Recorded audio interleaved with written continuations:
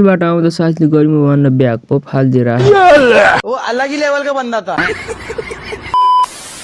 Hello guys welcome back to mini blog. आज चाहिँ म स्कुलतिर जाँदैछु। धेरै दिन बाद स्कुल नगएको, त्यही भएर म चाहिँ आज स्कुलतिर लागेँ। हजुरहरूले फेरि यो चाहिँ स्कुलै नजाने रहेछ भन्नुहुन्छ होला, तर त्यो होइन। किन स्कुल नगएको भनेपछि अचार 11 र 12 को मात्रै स्कुल चलिरहेको छ।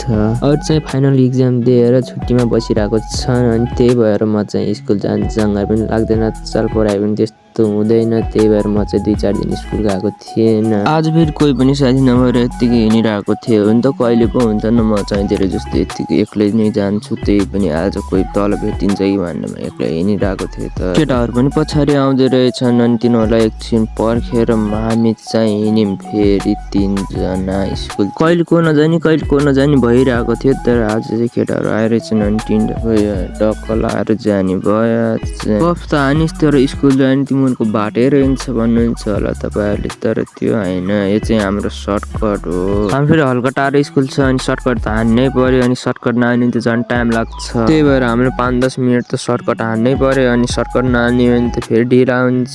अचार फेरि गर्मी पनि बढिसकेको छ, अनि त्यही भएर स्कुल जान पनि मन लाग्दै थिएन। त्यही पनि आज स्कुल आएको, त्यही पनि आज त यस्तो पो भयो। स्कुल आउनु पाएको छैन, 10 बजे आएर फेरि 12 बजे घर जाने भयो, अनि यो गर्मीमा हामी फेरि 3 जना घरतिर हिँड्यौँ। आजभोलि फेरि गर्मी छ, त्यसैमा 12 बजेतिर झन् बाहिर कोही पनि छैनन् गाउँतिर, अनि हामी चाहिँ 3 जना मात्रै हल्ला गर्दै हिँडिरहेको थियौँ। साथीले त यस्तो पो गर्छन् त, गर्मी बच्छ भनेर साथीले त ब्यागै पो फालिदिइरहेछन् त, होइन के हो। अनि यति गर्मी भएपछि त अनि यत्तिकै हिँड्न सकिन्न। हामी चाहिँ फेरि गयौँ कुल्फी खान। धेरै गर्मी भएर होला केटाहरू त कुल्फी पाउने बित्तिकै चुस्न पो लाग्यो त।